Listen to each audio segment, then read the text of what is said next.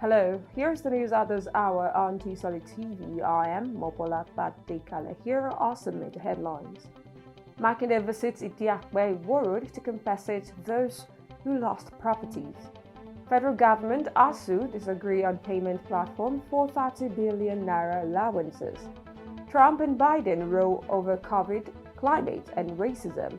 And in the world of sports, Nigerian athletes ask warring faction to end rifts. And now the news in details. Oyo State Governor Engineer Seyi Makinde on Thursday embarked on a tour of hotspots of protest in Ibadan, the Oyo State capital, where he declared that his government will continue to do what is necessary to secure the lives and properties of the residents of the state. According to reports, 2 policemen were lynched and burnt by irate residents at Ilorin. The governor, who was accompanied by a number of aides, stopped at different spots on the IDI-APE road axis, where he spoke to protesters in English and Yoruba languages. He warned youth to stop fomenting trouble or destroying properties in the name of EndSARS protest, adding that he does not want any further loss of life and properties in the state. A statement by Mr. Taiwo Adisa, the chief press secretary to the governor Seyi Makinde, indicated that the governor also promised to engage with the commissioner for police in the state to work on how the police can take a backseat pending the time the situation in the country will be arrested. However, Governor Makinde, who decried the violent dimension being introduced to the current situation, warned everyone to be calm. Youths in Fiditi community Afigio local government area of Oyo State have appealed to Governor Seyi Makinde-led administration to ensure the installation of a new traditional ruler in the town for development to thrive. The youth chairman, Mr. Ayodele Assis, said this during a peaceful rally organized by the youths to demand a new traditional ruler after the demise of Oba Amos Ogunkule, who reigned between 1999 and 2008. While also appealing to the Alafin of Oyo, Obalamidi Adeyemi, the authorities of Afigio local government area, headed by Honorable Benga Okeneye, and other relevant stakeholders on the need to have a traditional ruler like other communities.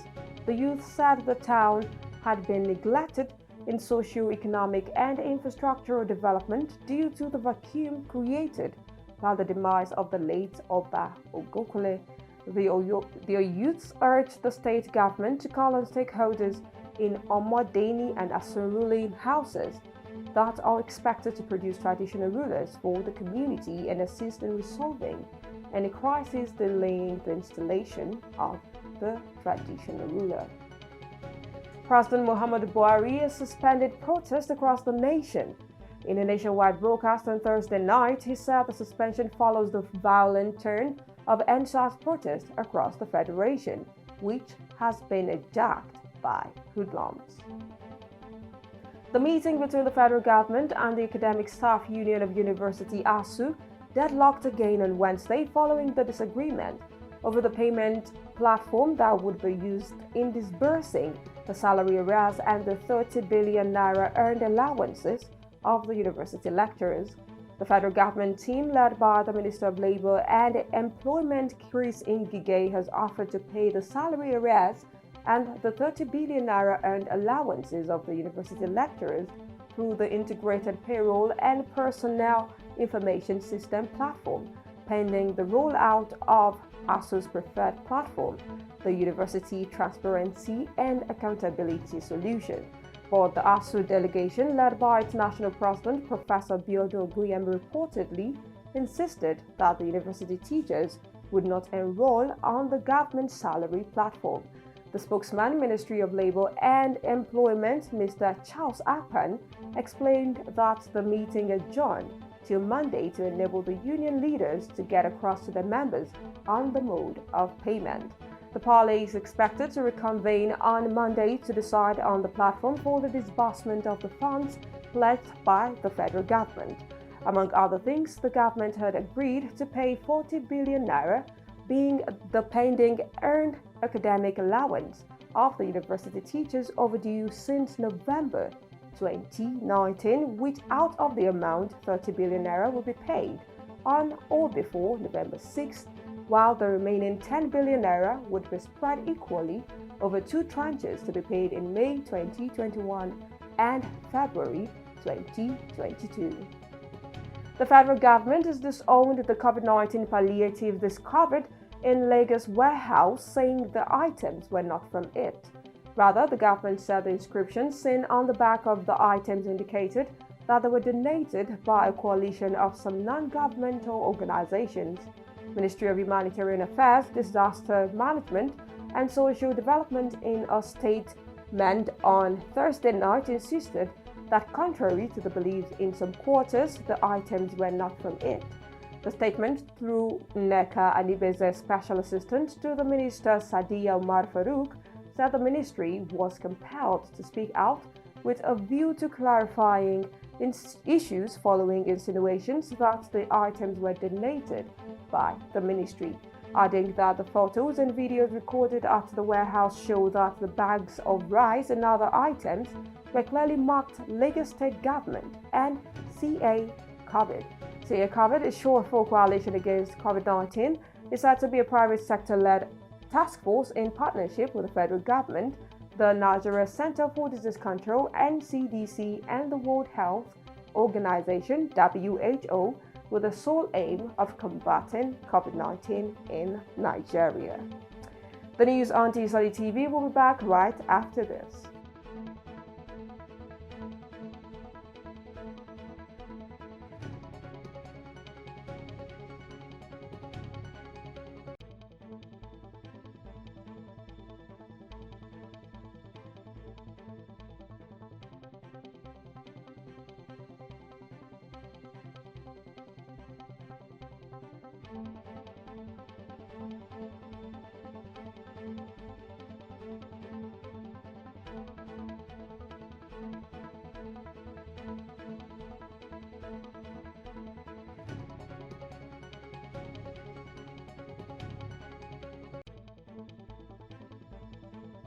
Welcome back, and now to some foreign stories. The United States has called for an immediate investigation into the excessive use of force by the military in the alleged killing of unarmed protesters at the Lekki toll gate in Lagos.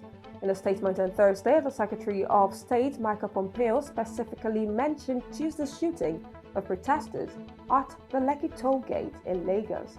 We welcome an immediate investigation into any use of excessive force by members of the security forces. Those involved should be held to account in accordance with Nigerian law, Pompeo said. He strongly condemned the use of excessive force by the security agents against the unarmed protesters in the country. He noted that peaceful assembly and freedom of expression are essential human rights and core democratic principles that should be respected by authorities. He then urged security forces to exercise maximum restraint and respect fundamental rights for demonstrators to remain peaceful. United States President Donald Trump and his White House challenger Joe Biden clashed over COVID and race while trading corruption charges in the final live TV debate. On the pandemic, Mr. Biden would not rule out more lockdowns, while Mr. Trump insisted it was time to reopen the United States. Mr. Trump also cited unsubstantiated claims on Mr. Biden personally profited off his son's business dealings. However, Mr. Biden has a solid lead with 11 days to go until presidential election.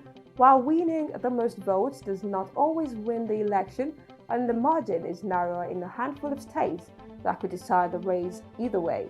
Meanwhile, more than 47 million people have already cast their ballots in a voting surge driven by the pandemic.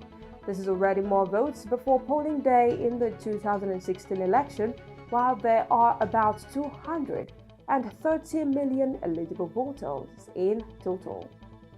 Health officials in South Sudan yesterday confirmed a new outbreak of polio just months after declaring the wide version of the deadly virus eradicated in Africa's youngest country. The health ministry said 15 cases of vaccine-derived polio, a form of the illness which occurs in rare incidents when the weakened virus in the vaccine mutates, had been identified in the country's northwest.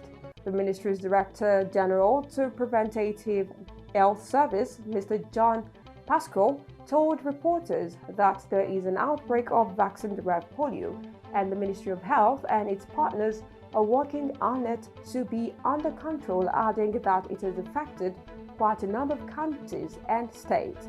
It will record that on August 25th, South Sudan was among 4 African nations to receive confirmation that wild polio virus had been eradicated within the borders, allowing the World Health Organization (WHO) to declare the entire continent free of the crippling disease, which it was just second time a deadly virus had been declared eradicated in Africa since smallpox 40 years earlier.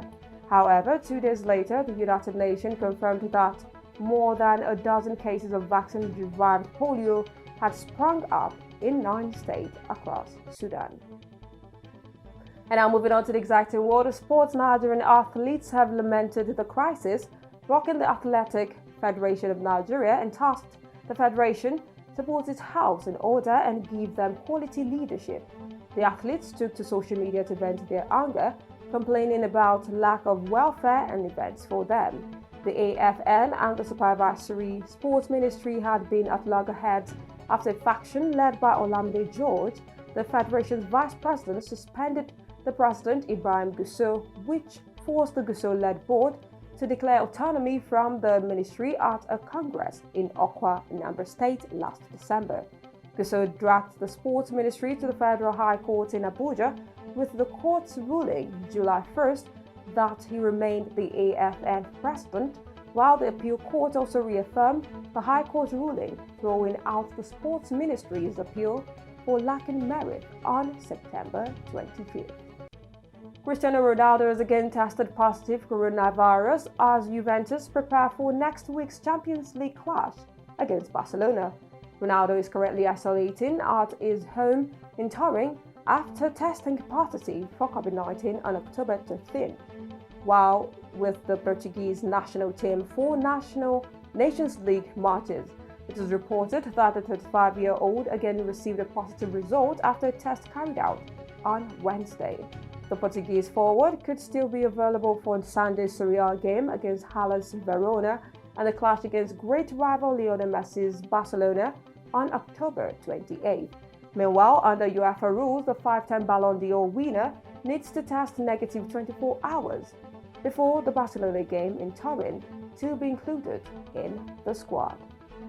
And with that, we come to the end of the news. Here is a recap of the major headlines. Makinde visits IDI-APE to compensate those who lost properties. Federal government ASUU disagree on payment platform for 30 billion naira allowances.